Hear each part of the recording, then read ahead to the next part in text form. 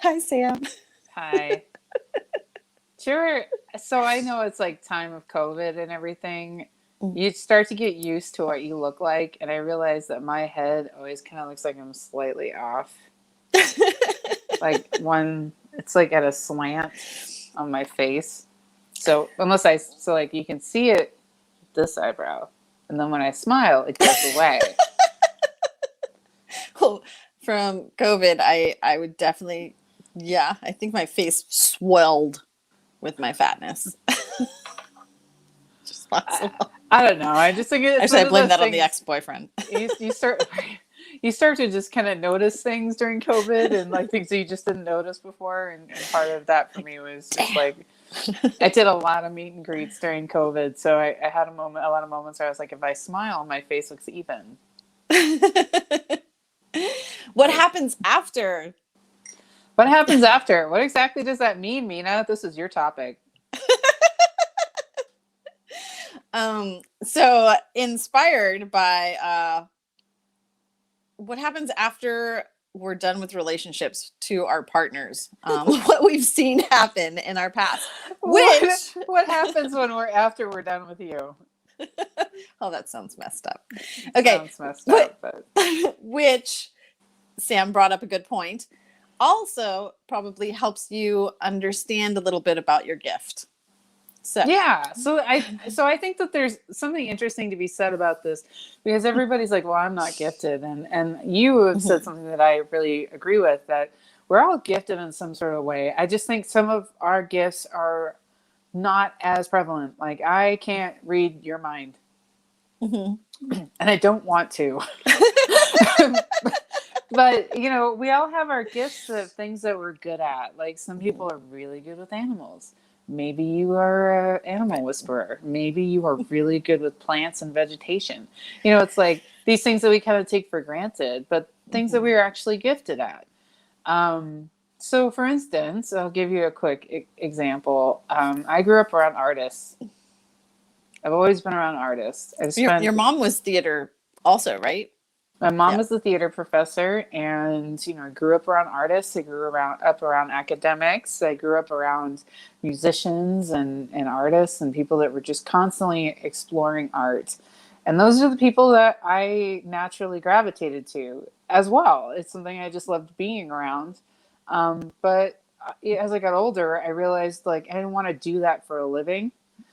So, but ever since then, I've still attracted artists around me, because at first I thought, well, maybe it's just because of my growing up, whatever.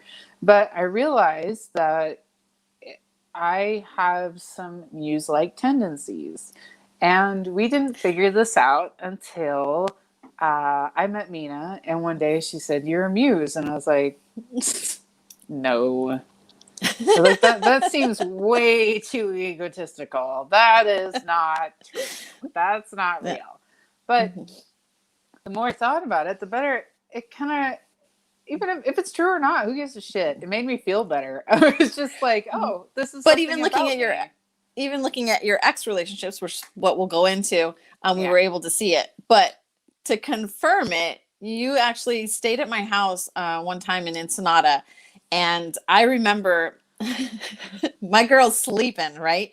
And I can't stop writing my book. I just can't stop writing. I like have all these ideas popping, and I'm like, I have to write. I'm like, oh my goodness. And she woke up, and I'm like, dude, your muse stuff is like really coming on me. I was like, what? I don't understand. But it was funny because I remember, because you were going through a really hard time. That's when you were going through all my mom had died, family, and it was just like you're kind of at the point where you're like curled into a ball in the corner, just trying to figure out how to start moving. Like, I remember that's very done and tired.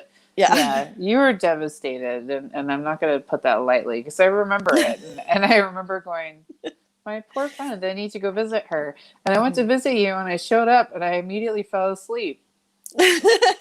And that's all I did for like the whole weekend. I was just like, for some reason, every time I saw you, I'd walk in and I'd go, oh, she's so tired. I'm going to go to sleep. Like, because I think I could feel like how emotionally drained you were. And I just would go to sleep, and you woke up and you were like, woo, all over the place. You were doing all sorts of things. You were inspired to do all of these things. And I was like, Yeah. and that's when you started calling me your muse. Yeah. And I Solidifying the you muse. solidified it. And I was kind of like, okay. I still have moments where I'm like, I don't know. But, so how this came about was I was telling you, like, every time I break up with somebody that I'm really emotionally invested in, they end up going off to have the career moment of their life. And I'm not saying like minor. One got nominated for Academy Award. Another one ended up going to now is building theme parks. Like, they're going off. And I'm not saying that I did that. That is not what I'm saying. What I'm saying is that something ignited them to get inspired enough to take some of that energy to go and do it. And I'm like, I'm proud of them. I mean, I don't talk to them anymore, but I'm happy for them. They were talented in their jobs and they were passionate about it. But I was always like, I don't have that. Like, I'm not doing that. People are like, you should start putting that into yourself. Yes. So part of what the muse is she's basically like a catalyst for whatever creative flow that there is in that individual, right? I told her she should make a business out of it. But she can literally activate it. We can talk about that later.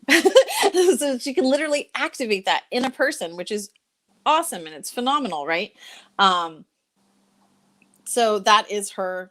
She's the muse. She's the muse, but for creative juices. So that person also has to have that already, and want that. And then it just goes exponential. Just those aha moments of letting little things come in and figure them out. And, not everybody that I've ever dated has had that happen, but if they're if I'm really into you and I'm really invested in you, I will always try to lift a partner up. Which is your heart. Your heart's opening. And so you're opening up their heart. Yeah. So it's just like, but I remember at one point I was like, you know what, this really sucks. Because every time I break up with someone, they go off and have this amazing opportunity. And I'm still in this dumpy 1-bedroom apartment trying to figure out how I'm going to pay my car payment. Like, it's just kind of, man. But, at the same time, I just think, well, those who are around me, if I can help them benefit somehow, hey. That's awesome. It's a positive way to look at it. So mine is a kind of like, okay, so when we're together, and for me, it doesn't have to be like super emotionally invested or not. Simply, we're together. And when we're apart, and this can go for a close friendship to a relationship, but more probable to any kind of romantic relationship. And when we're apart, when we're done, so if the individual seeks to improve themselves, whether it's being a good person or, spiritual growth or whatever it is, right? If they seek to improve themselves in some manner, whatever their heart's desires, their greatest heart's desire, and this can be monetary, will happen, right? So one ends up being a NASCAR driver. Another one ends up being a millionaire. The list goes on. But the problem is with me, if in fact you do not try to evolve yourself. You chose to be with somebody that seeks out spiritual, I don't want to say seeks out spiritual enlightenment, but is on the path of spiritual enlightenment, right? So if you choose to not evolve and to hold grudges or hold anger or resentment or any kind of negative emotion inside of you, then he has a really bad tailspin backwards. It's like a pendulum. You just go in the other direction. So bad. It's really, really bad. So it's terrifying. So I'll have to remember never don't go down that path, Sam. Don't do it, because Why would you? I don't know. You can't leave me. You're gonna be my neighbor. We're gonna grow old together. We're gonna have a lot of dogs. I still love the image of you, and I don't even really smoke. I've never smoked a cigar in my life, but I like the idea of being a senior citizen lady, like dressed like an old Western with a cigar hanging out of my mouth, and a pistol, just shooting at rats on a random like piece of land. And I don't know, it's just a funny idea in my head. And the other idea is that I have a big old basset hound that just, barks at any kid that walks by the house. And I'll let you throw really big parties because you like parties. And I'm just going to show up for 15 minutes. Yeah. We would live in different houses on the other side. But I just definitely kind of see us being two old curmudgeons together. Or at least I would be. So what happens after? Our point with this is now you go look into your past relationships. Like say, hey, so what did the majority things happen to them after we were done? If you happen to know. Did they get their wildest dream? Did they, whatever it was, and actually dive into that, and you may find out a little bit more about your own gifts and your catalyzing abilities. Yeah. How do you influence people? How do you influence humanity? Are you an amazing poet? Are you an amazing writer? I mean, there's so many possibilities. You can be gifted and not be able to do a reading.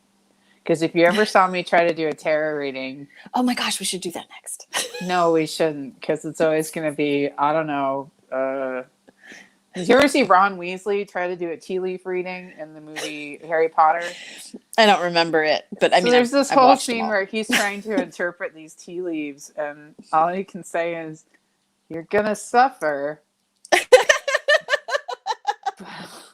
but you're gonna be happy about it." Like, that's probably the on point with how my tarot reading would be. It would just be terrible. I tried to do one with a friend of mine who's also does tarot readings. She was laughing at me the whole time because I was like, every other card, I was like, "I'm gonna die." She's like, "No, you're not gonna die." She's like, "You will die eventually." So yes, that's true. But I was like, "I'm gonna die tomorrow." Like, it's just like the devil. Oh my gosh, like the devil card, oh my god, the tower. Oh. It's just like everything made me go. She's like, maybe you shouldn't do tarot readings. So I was like, yeah, I don't think I should, because I don't want to put that out there. Well, I mean, there's mild ones, you don't have to do the heavy stuff. You can just do the I should connect to herbs today to be a better person. Right. Well, and there are so many things that people are gifted at that they just don't even realize. That the things that you consider easy are really hard for somebody else. So, like, if you're a doctor and a nurse and, you are a healer by trade and by heart, that's who you are. That's your gift. I mean, being a muse it's a weird one because it just, you're like, well, cool. I think it's amazing. I love being your best friend. I wish we would hang out more in person so I could just activate that juices again. Like, because I totally need them activated. Because yeah, well, basically, whenever Mina and I would go and visit each other, it was like we'd both just pass out the whole time. It was really weird because I was like, hey, I'm really tired. Me too. And we just would fall asleep. And it just I didn't understand it. But I think that there's something there. Well, we had amazing things happen afterwards. Right. So here we are. After we passed out. But I came up with this idea. Ate a lot of cookies. Huh? We came up with this idea. Yes, absolutely. You didn't hear the eat a lot of cookies. Mina's a cookie monster. I don't know what you're talking about. So what is the things that you've done? Have you noticed any kind of catalysts or activation things that you've done for other people's lives? And let us know, and maybe we can help you find out what your gifts are. Yeah, and this isn't an egocentric kind of thing. It's just like something to give yourself a little bit of confidence about how you go about life and what some of your gifts are. And maybe it's something that you can hone in on, because I know for me, I shifted careers again, And it's been really great because I can actually use the gifts that I want to use because I know what's there. And it was funny because I remember telling a friend of mine, I was like, yeah, my friend Mina says I'm a muse. And he was like, yeah, I see it. And I was like, okay. So yeah, maybe you're somebody who talks to plants. You have a plant gift. You have an animal gift. You're an amazing painter. These are all amazing things that you should really hone in on and look at. I love it. We love you guys. Bye. Have a great night. Just random, whatever.